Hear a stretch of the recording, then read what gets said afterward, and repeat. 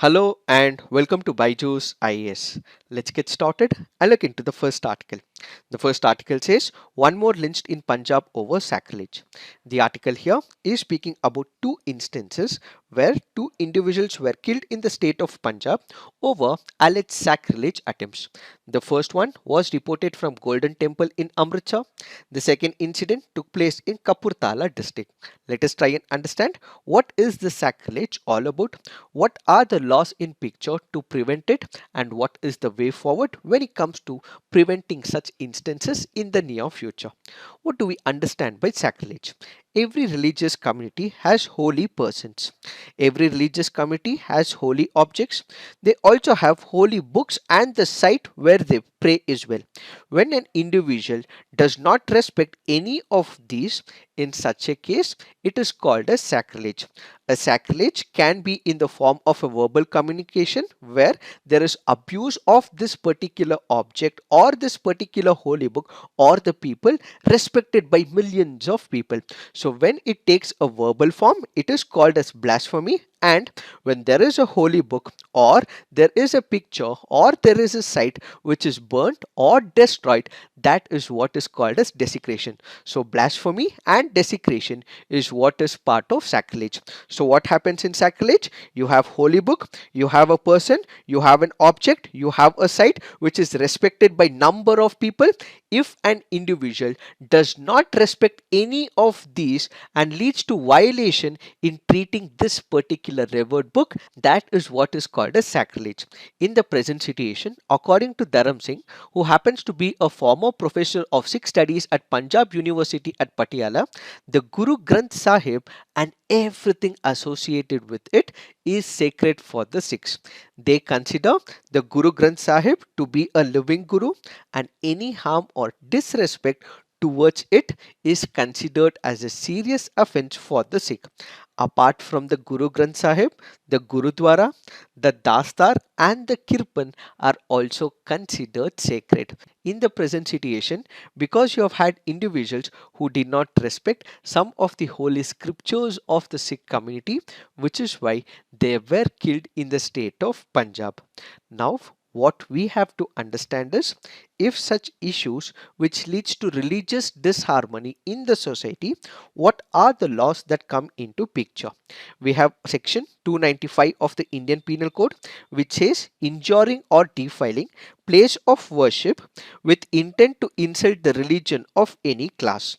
Whoever destroys, damages, or defiles any place of worship or any object held sacred by any class of persons with the intention of insulting the religion of any class of persons, or with the knowledge that any class of persons is likely to consider such destruction, damage, or defilement as an insult to their religion, shall be punishable with an imprisonment for a 2-year term or with fine or both. So if there is a particular person who goes about destroying the holy book, or he goes about destroying a particular site, damages the site which is considered holy according to a particular religion and its community people, such persons will be immediately be arrested by the police officers, and the court can penalize them, put them behind bar for 2 years, or with fine or with both as well.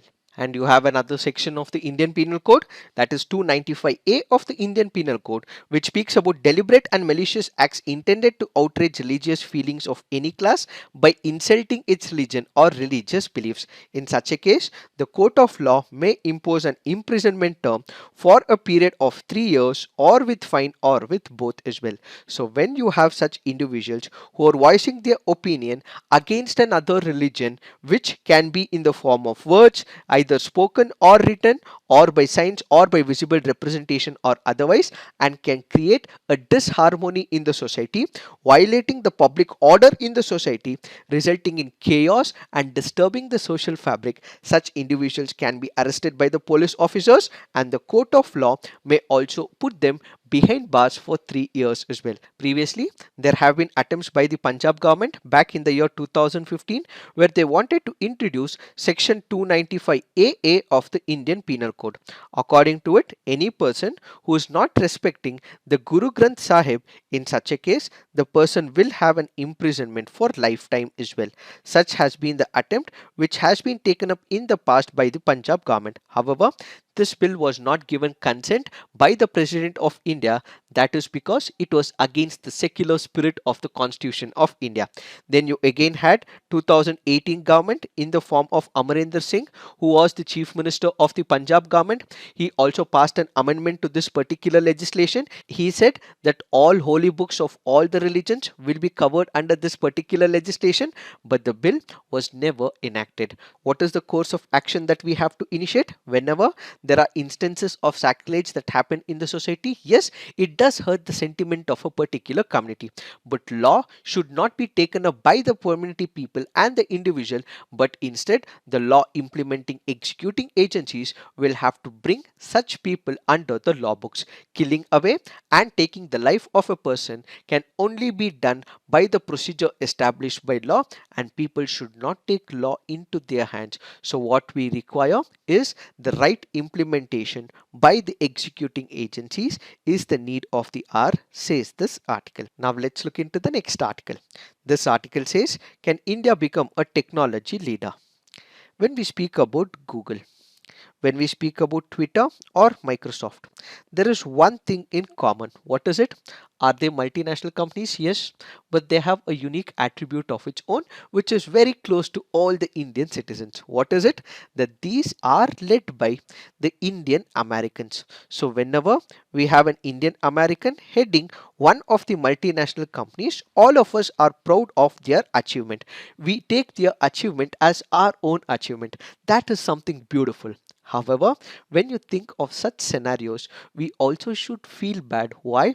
Because these are the Indians who are educated in India. Yes, they are representing on a global platform, but they are no more the citizens of India, but they are working for some other country. Imagine these people working for the country, and imagine these people bringing about innovations in the country, and imagine they representing an Indian company in India. So we would have massive wealth of knowledge in our own country, and we would have also had the technology powerhouse as well. In this article, what are we going to discuss? We will focus on why India is not a technological powerhouse yet. So we will try and understand what are the issues in the present situation and what needs to be done going forward. When we speak about India, why it is not a technological powerhouse, most of the people blame that India was not a technological powerhouse primarily because we had a state-led growth. Because we had a state-led growth, we were not able to contribute to the success. When we speak about the economics, there are two states of economics. One is what is called as the market economics or market-led growth. The other is what is called as the state-led growth or the state-led economy. What is the market-led economy? This is where importance is given to the private individuals. This is where you have the central government having very minimal regulations, but most of the innovations and the updates are taken by the private parties. What happens in a state-led growth? When it comes to the state-led growth, let's take for example India prior to 1990, or we take the example of Russia, or we take the example of China. There is massive amount of control taken care by the central government. There is huge amount of licenses that the party will have to take, and you also have all the developmental activities taken up by the state. This is where we have to look at India prior to 1990. When we look at India prior to 1990, we did not liberalize our economy. So basically people go about saying India did not go about becoming a technologically advanced country primarily because we had the state-led growth. This is where we also have a conflict as well. After 1990, India did become a liberalized economy. After 1990, India did open up its economy as well. India also became a market-based economy as well. In spite of these structural reforms initiated in India, India did not become a technological powerhouse. In fact, after the liberalization process happened, and when you look into the numbers, Today we have as many as 2.7 million Indian who have migrated to United States of America. So we have large number of Indian youth who have taken their bachelor education in India but moved to a different country looking for greener pastures in some other country. Now the question that we have to understand is, it is not about whether it is a state-led model or it is a market-led model, but what matters is how is that the government is contributing to the technological advancement. Let us take some of the example. Let's take the example of United States of America.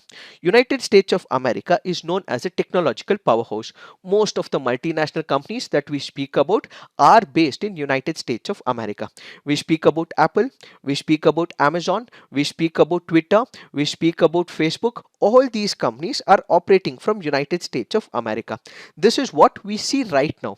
But what if I say that this did not happen on a single day, but it also got the support from the government coffers of United States of America? This is where we say that it is a market-led economy. However, the private sector did not take the participation directly, but instead you had the support from the United States of America's government as well. So the foundation was laid by the United States of America's government. The wings to fly was given by the state government of United States of America. Eventually down the lane, it is when the private companies were able to build on the foundations. So in the market based economy as well, it is not that the private companies were able to explore every framework of technology, but you had some support given by the government of United States of America. So the government agencies were proactive in identifying and supporting some of the uncertain phases where the private investments were not happening. So whenever they decided that there is one area where the private agencies cannot be the vanguard, they are not able to promote, they are not able to make investments, it is the government of United States of America which has provided the initial funding, laid the foundation. On this foundation you had the private companies which were able to operate. So in the market based economy, it is not completely the private who are able to contribute, but the initial foundation is laid by the government. This is one such example. Now if we take the example of China, China, as we all know, has a state-led growth.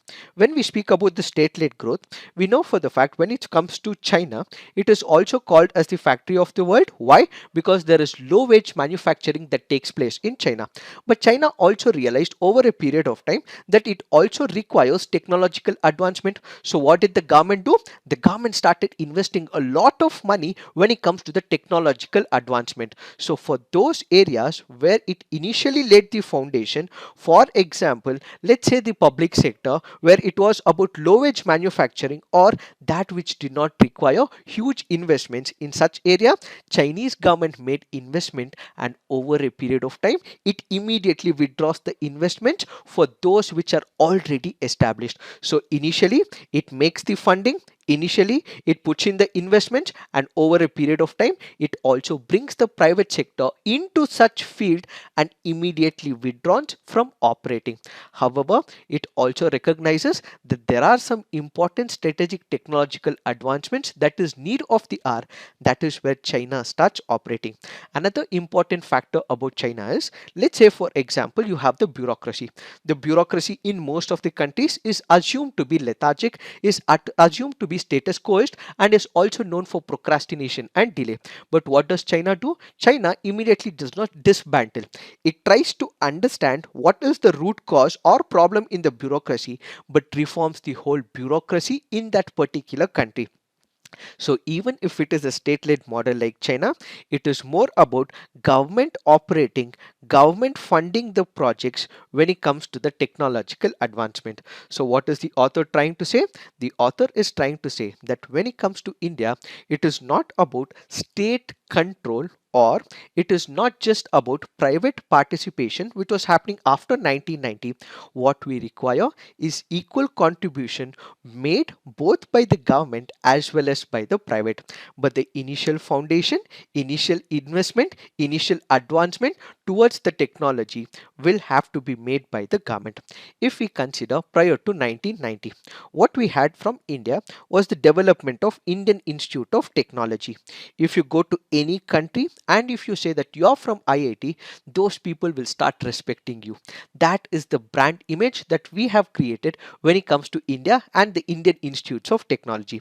So because we were able to lay the foundation for the Indian Institutes of Technology, today we take pride in such institutes. So what we have to do is the government should lay the foundation for such institutes in the near future, so that this can become the spirit of India, and this will ultimately lead to what is called as technological advancement. However, there are multiple concerns when it comes to India why we are not becoming a technologically advanced country.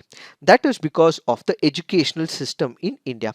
When we speak about the school education, the major problem that we have is we do not look at the aspirations of the students. All that we want them is to mug up formulas, all that we want them is to mug up quotations and write it in the examination. Are we ensuring that people are applying the syllabus? Are we trying to recreate, relearn, unlearn from the past and move with the changing times? No. We have syllabus which is historic in nature. We have syllabus which is not changing according to the time. And when there is a syllabus which is outdated, how can people change the system and bring innovation in the society? So the major factor that we see in education is the problem of mugging up formulas, writing what is as per the books without applying these concepts. So what we have to do is we have to change the educational system. We have to revamp the education system. This is where the new education policy is also helping and will bring massive changes in the near future. That's the first major concern. The second major problem is when it comes to the budget allocation. When you see the research and development as a proportion of GDP, it declined in India from 0.85% in 1990-91 to about 0.65% in 2018 for the research and development. In contrast, the proportion increased over the years in China and South Korea to reach 2.1% and 4.5% respectively by the year 2018. So what we see is contrasting ideas. On one side, India, with respect to research and development, is not increasing the budget allocation, but on the other side, you have countries like China and South Korea which are increasing the budget allocation for the research and development. Not only this, when we speak about United States of America, it is one of the countries where you have large scale internet penetration, and India in the near future will be one of those countries which will have maximum number of internet users along with China as well. If India is one of those countries where we will have massive amount of internet users, what we are supposed to do is to develop the technology. But where are we lagging? We do not have any of the electronics company in India. Let's say for example we have the iPhones, we also have the Samsung, we also have multiple phones as well. Do we have any single Indian brand phone in India? No. Let's take the laptops, we have the MacBooks, we also have the Lenovo's, we also have the Dells as well. Do we have one single Indian system where we can be proud of? No. This is where we are importing massive amount of imports for the electronic goods and gadgets. In fact, after petrol and the energy that we import from multiple other countries, it is these imports of the electronic goods where India is spending a lot. This happens to be a major problem. So what should India do? India should revamp on the education front. India should make massive investments when it comes to the budget allocation, and at the same time we have to promote homegrown industries so that we are able to develop our own phones and the electronic systems. What is the advantage for India during this particular process? The main advantage during this particular process happens to be the people. India has large number of people. Our population is also our strength. So this population will have to be provided the skill set so that they can bring innovational change when it comes to the technology. Graduates from the STEM technology, which includes science and technology, engineering, mathematics, have also been growing as well. These will have to be utilized. They will have to be provided the skill set. This should be turned into an asset and not into a liability.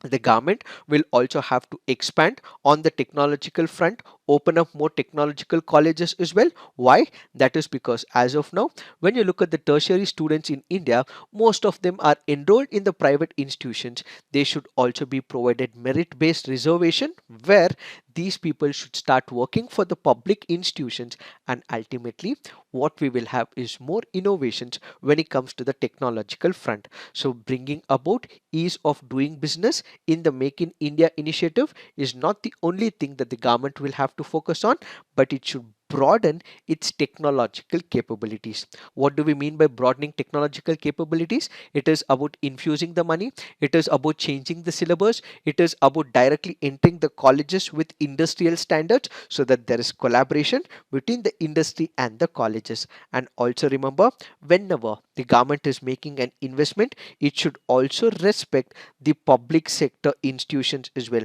Of late, what we are witnessing is privatization of multiple public sector institutions. Remember, these public sector institutions are not meant for short term benefits or for profits. Instead, they are meant for long term contributions to the economic growth of the country. So, they should not be seen as the cash coffers, but instead, they should be used in the development of technology and multiple other advancement capabilities. So, basically, what we have to ensure is that this demographic dividend that we have in India is utilized, and there is no brain drain that is happening. People do not move from India to United States of America.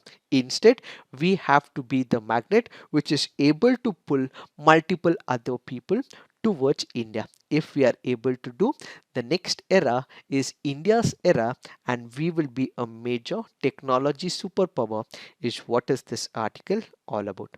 Now let's look into the next article. This article says questioning the impartiality of the election commission. The article here is speaking about the credibility of the election commission of India. When it comes to the election commission, it is a constitutional body. It is established as per article 324 of the Indian constitution, which says superintendence, direction and control of elections to be vested in an election commission. It says the superintendence, direction and control of elections, preparation of electoral rolls, conduct of all elections to parliament, to the legislature of every state, and of elections to the offices of president and vice president will be held under this constitution, will be vested in the commission, that is the election commission. So it is the election commission of India which will conduct the periodic elections. It is the election commission of India which will ensure that these elections are free and fair as well. It is the election commission of India which will ensure that schedules are given for the conduct of elections. It is the election commission of India which will also conduct by elections as well. It will allocate places for the polling stations, assign voters to the polling booths, and at the same time it is they who will also provide location for the counting services as well. So all this means that it is the election commission of India which is responsible for conducting free and fair elections. They not only conduct free and fair elections, they also have quasi judicial function as well. What do we mean by quasi judicial function? Let's say for example, there is a dispute between two political parties about a particular symbol. So who will handle it? It is the election commission of India. Let's say there is an individual who is found guilty of any malpractice or non-compliance with any law. So who takes this into picture? It is the election commission of India. So it is the election commission of India which is not only important for conducting the elections, but it also has quasi judicial functions. These quasi judicial functions happen between one political party to another. So it is this election commission which will settle the dispute between political party to another political party. So since there are two and more political parties that are involved, the election commission of India should be completely independent. It should not favor one political party over the other. And during this particular process, if it is favoring one political party, it means that it is not meeting to the standards established by the Constitution of India. So basically, in order to ensure that it is completely independent, acting without any political interference, there are some independent paradigms established by the constitution.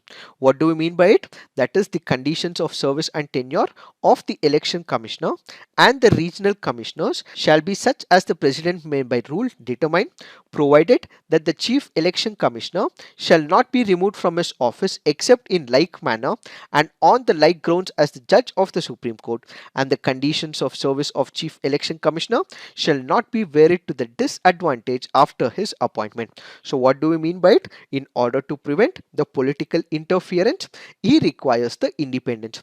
So what does the constitution do? It provides such paradigms in the constitution that there is minimal interference by the political executive. So what does it do? It ensures that this particular person appointed as the election commissioner will not have any interference. How? That is because if he has to be removed, it will only happen on the grounds like the judge of the Supreme Court, which means the removal proceedings will have to be initiated in the parliament, and terms and conditions, service conditions of the person cannot be changed after he becomes the election commissioner. This will basically ensure that this particular person is independent and is not regulated by the whims and fancies of the political party in the central government. However, what we are currently focusing is one of the scenarios where there is executive interference, or there might be executive interference when it comes to the functioning of the election commission. How? That is because we recently had one of the updates where the chief election commissioner Sushil Chandra met the principal secretary, and this is where the article alleges that there might be informal interaction, and such informal interaction with the prime minister's office basically means that there is question of neutrality which is being raised. Ideally, the election commission of India should be neutral, but since we have had this informal interaction of the election commissioners with the principal secretary of the prime minister, and during this particular period where crucial states are going for the elections, this means that neutrality is being questioned. They are not saying that these people have compromised, but all that they are saying is the question of election commissioners' neutrality will get questioned during this particular process. This is where we have to understand that there have been some examples in the past where the credibility of the election commission has been questioned. Back in the year 2019 Lok Sabha elections, Prime Minister Narendra Modi had sought the election oath while he was canvassing in the name of the armed forces. Ideally, he should not have canvassed using the name of the armed forces, but since he did it, but even during this period, he was given a clean chit by the Election Commission of India. Not only this, you also had 66 former bureaucrats. They had written a letter to the President of India, and they alleged that the working of Election Commission was not right. Election Commission of India has lost the credibility, and they also said that the Election Commission of India was favoring the party in power. All this means that the credibility of the Election Commission of India might be compromised. This is where we have to understand that the Election Commission of India will compromise on its position and may not keep up to the value system of neutrality, primarily because of the appointment procedure. Who appoints the election commissioners? It is the executive. Who appoints the election commissioners? It is the president. Who listens to the cabinet? It is the executive who go about appointing the election commissioner, which is why they may not be neutral, and that is the primary reason there is neutrality question that is being asked, says this article. In order to overcome this, the appointment of the chief election commissioner and the election commissioners should not be done by the executive solely, but instead what we require is a collegium or a committee. This is where we have to go back to the year 1975. We have Justice Tarkunde Committee. According to this particular committee, it went ahead and said that whenever we are appointing the members of the election commission, what we require is a committee. This committee should consist of the Prime Minister, the leader of the opposition in the Lok Sabha, and this will also have to require the Chief Justice of India. Then we have the Committee on Electoral Reforms under the chairmanship of Law Minister Dinesh Goswami. Swamy, who says that whenever there is a appointment of the election commissioner, this will require neutral authorities like the Chief Justice of India and the leader of opposition for appointments in the Election Commission of India. Then we have the Chief Election Commissioner, Mr. B.B. Tandon, back in the year 2001, who went about suggesting that what we require is a broad-based committee, and such committee should be inclusive and not just be led by the executive. Then we have the Administrative Reforms Commission. The Administrative Reforms Commission said that we should have the Speaker of the Lok Sabha, the leader of the opposition in the Lok Sabha, the law minister, and the deputy chairman of the Rajya Sabha as its members in a committee for the appointment of the election commissioners as well. Then we also have the Law Commission in its 255th report in 2015, which also made a similar recommendation that such a power should not be given to executive alone, but what we require is a committee based appointment so that all these election commissioners are neutral and this political executive interference is completely nullified. So this is the recommendation that we may have to take up so that the Election Commission of India remains neutral and is not tilted towards the political executive. Now let's look into the next article. This article says Thar Desert expanding fast with land degradation finds the study. Before we understand what the study is all about, let's understand some key facts when it comes to the Thar Desert. The Great Indian Desert is also called as the Thar Desert, is a large and arid region in the northwestern part of the Indian subcontinent. It covers about 2 lakh kilometer and it forms a natural boundary between India and Pakistan. India has about 85% of the Thar Desert, while the rest is in Pakistan. The Great Indian Desert lies between the Aravallis in the northeast and stretches to Punjab and Haryana to the north, to the run of Kutch along the western coast and the alluvial plains of the Indus River in the northwest. This clearly gives the spread of the Thar Desert. There are several protected areas located in the Thar Desert. This include Desert National Park, Tal Chopper Sanctuary and Sundar Mata Conservation Reserve. These are some of the important facts when it comes to the preliminary examination. Now, what does this article say? There was a study that was conducted on the desertification of the Thar region, which was conducted by the Central University of Rajasthan. According to it, what is happening? You have the Aravalli range. The Aravalli range is one of the important places in the Thar region. What is happening in this particular region? In Aravalli, what we are seeing is a massive destruction. Why? That is because of the mining activities.